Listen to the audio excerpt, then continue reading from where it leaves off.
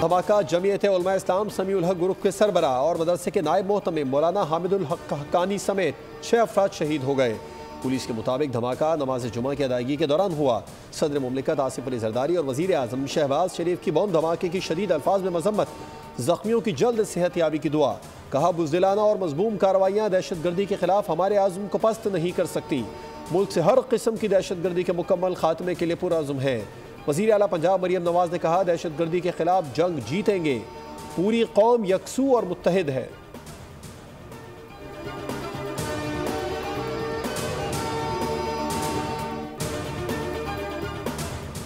चकवाल में नीला इंटरचेंज के करीब मुसाफिर बस खाई में गिर गई। बस में 50 के करीब मुसाफिर सवार थे, जिनमें से 8 अफराद जहाँ बहक, 2 शदीद जख्मी जबकि 15 मामूली जख्मी हुए हैं।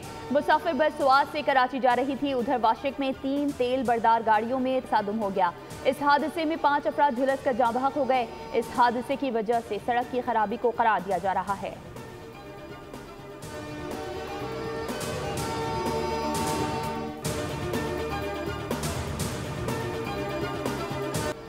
पहला रोज़ा कल होगा या परसों? रमज़ानुल मुबारक का चांद देखने के लिए मरकजी रोयत हिलाल कमेटी का इजलास आज पेशावर में होगा। चांद देखने के लिए जोनल रोयत हिलाल कमेटी लाहौर का इजलास शुरू। इजलास की सदारत डायरेक्टर जनरल मजहबी उमूर पंजाब खालिद महमूद कर रहे हैं। चांद की रोयत के लिए जोनल कमेटियों के इजलास तमाम जोनल हेडक्वार्टर्स में हो रहे हैं। इस्लामाबाद में भी जोनल रोयत हिलाल कमेटी का इजलास वजारत मजहबी उमूर में होगा। रिसर्च काउंसिल ने पहला रोज़ा इतवार को होने का इम्कान जाहिर कर दिया।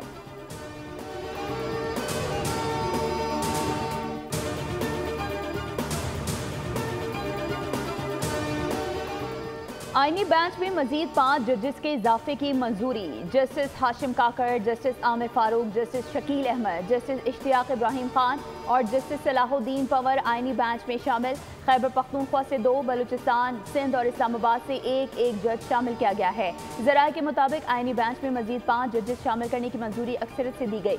जस्टिस मुनीब अख्तर, जस्टिस मंसूर अली शाह और पीटीआई के 2 मेंबरान अली जफर और बैरिस्टर गौहर ने मुखालफत की। कहा, आईनी बेंच में कौन से जजेस होंगे ये इख्तियार आईनी बेंच के सरबराह के पास नहीं होना चाहिए। लाहौर हाई कोर्ट में 4 एडिशनल जजेस तैनात करने की मंजूरी दे दी गई। गजनफर अली खान, तारिक बाजवा, अबहर गिल, तनवीर अहमद शेख के नामों की मंजूरी। चारों जजेस को 1 साल के लिए एडिशनल जज लाहौर हाई कोर्ट तैनात किया गया है।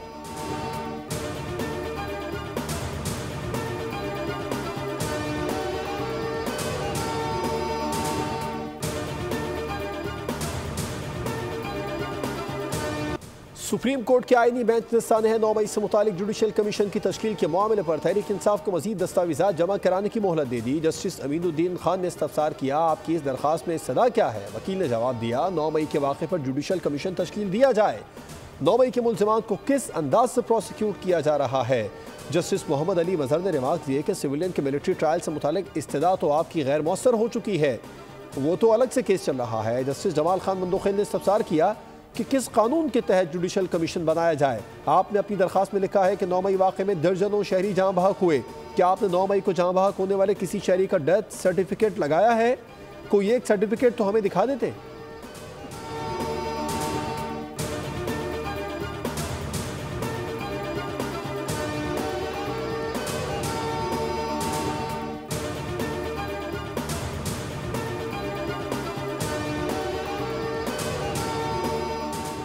वज़ीर आज़म शहबाज शरीफ से नए काबीना अरकान की मुलाकात। मुल्क की मौशी सूरत हाल और सियासी उमूर पर गुफ्तगू। वज़ीर आज़म ने कहा, आप सबका इंतखाब काबिलियत और सलाहियतों की बुनियाद पर किया गया। अरकान की कारकर्दगी का बाकायदा जायजा मैं खुद लूँगा। मौशी आशारिये की मजीद बेहतरी के लिए अनथक मेहनत जारी रखेंगे।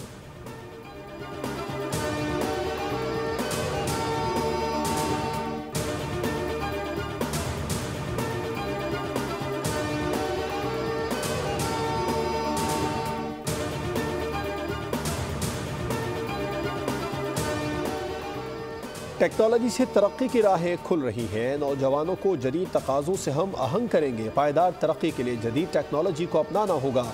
जदीद टेक्नोलॉजी से सीखेंगे नहीं तो पीछे रह जाएंगे। वज़ीर आला सिंध मुराद अली शाह के तक़रीब से खिताब। कहा, मौसमियाती तब्दीली बहुत बड़ा चैलेंज है। 2022 का सैलाब बड़ा चैलेंज था, सब ने मिलकर मुकाबला किया।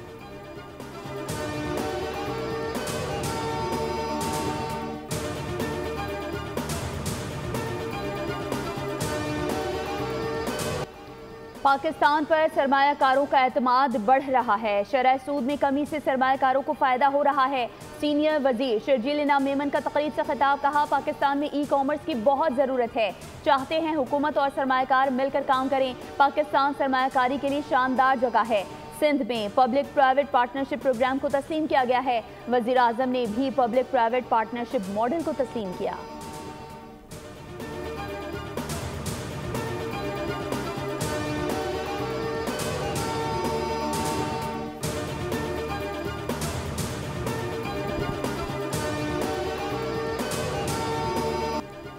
आईसीसी चैंपियंस ट्रॉफी में सेमीफाइनल तक रसाई की जंग। ग्रुप बी के अहम मैच में अफगानिस्तान की ऑस्ट्रेलिया के खिलाफ बैटिंग जारी। अफगानिस्तान की टीम 50 ओवर्स में 273 रन बनाकर आउट हो गई। ऑस्ट्रेलिया को 274 रन का टारगेट। सिद्दीकुल्लाह ने 85 रन की इनिंग्स के लिए, अजमतुल्लाह ने 67 रन की इनिंग्स के लिए, इब्राहिम जरदान 22, रहमतुल्लाह शाह 12, मोहम्मद नबी 1 रन बना सके। मैच की फातेह टीम सेमीफाइनल के लिए क्वालिफाई कर जाएगी। अफगानिस्तान हारा तो इवेंट से बाहर हो जाएगा।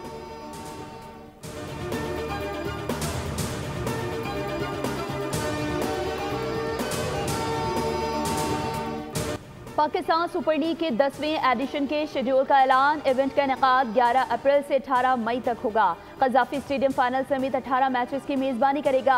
रावलपिंडी में इफ्तिताही मैच समेत 11, जबकि कराची और मुल्तान में 5-5 मैचेस खेले जाएंगे। पेशावर 8 अप्रैल को नुमाइशी मैचेस की मेज़बानी करेगा। टूर्नामेंट में मजबूरी तौर पर 34 मैचेस खेले जाएंगे।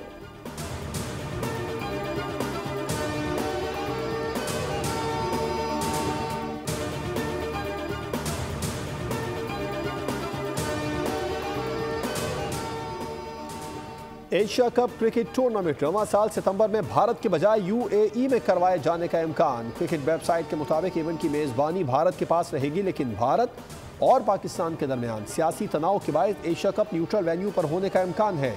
टूर्नामेंट के लिए श्रीलंका और यूएई के वेन्यूज ज़ेर गौर।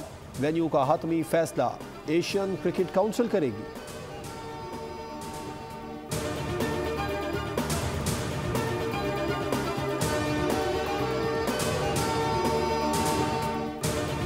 कराची के इलाके बोर्ड बेसन में मुसल्लह अफराद का शहरियों पर तशद्दुद। सीसीटीवी फुटेज मंजर आम पर आ गए। शहरियों पर तशद्दुद में शाहजैन मरी मुलविस निकला। 2 सिक्योरिटी गार्ड्स को गिरफ्तार करके असलहा बरामद कर लिया गया। डीआईजी साउथ के मुताबिक मरकजी मुलजिम शाहजैन मरी कोयटा फरार हो गया। फुटेज में कार सवार को दूसरी गाड़ी को टक्कर मारते देखा जा सकता है। 6 से 7 मुसल्लह अफराद ने गाड़ी में बैठे 2 अफराद को तशद्दुद का निशाना बनाया। पुलिस के मुताबिक वाकया 19 फरवरी को पेश आया था। मुकदमा थाना बोर्ड बेसन में दर्ज किया गया।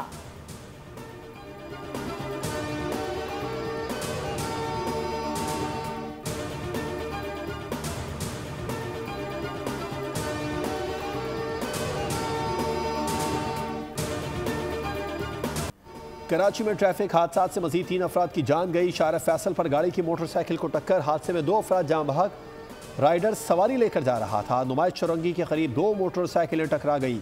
हादसे में एक नौजवान जान बहक, एक जख्मी हुआ। कयूमाबाद के पीटी ब्रिज पर मोटरसाइकिल सवार को बचाते हुए वाटर टैंकर हादसे का शिकार। ट्रैफिक पुलिस के मुताबिक मोटरसाइकिल की चैन उतर गई थी। वाटर टैंकर अकब से आ रहा था। हादसे में मोटरसाइकिल सवार जख्मी हुआ। मंजूर कॉलोनी में डकैती मज़ाहमत पर शहरी कत्ल। मकतूल रेहान दोस्तों के हमरा घर के बाहर बैठा था। मुल्जिमान लूट मार के बाद फरार हो गए। अमेरिका ने अफगानिस्तान में छोड़ा गया असलहा वापस लेने और 2021 में अफगानिस्तान से नाक़िस अमेरिकी इनखला की तहकीकात का ऐलान कर दिया। ट्रंप ने जो बाइडन को अफगानिस्तान में अरबों डॉलर का फौजी साजो सामान छोड़ने का जिम्मेदार करार दिया।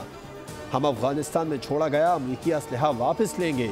अमेरिका को बगराम एयरबेस पर अपना कंट्रोल बरकरार रखना चाहिए था।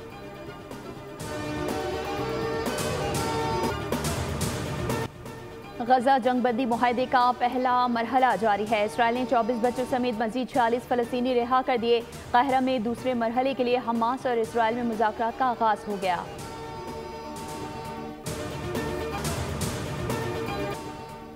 आलमी शोहरत याफ्ता समाजी रहनुमा अब्दुलसत्तार ईदी का आज 97वां यौम पैदाइश। बाबाए खिदमत ने ईदी फाउंडेशन की बुनियाद रखी तो जैसे लावारिस बच्चों और बेसहारा ख़वातीन और बुजुर्गों को सहारा मिल गया।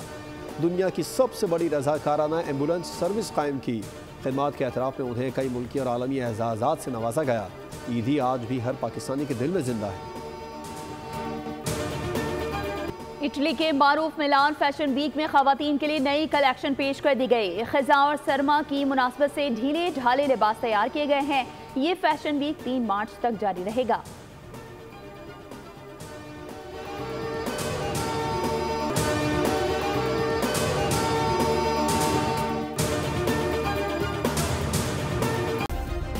सब्सक्राइब करें और बेल दबाएं ताकि कोई खबर रह न जाए।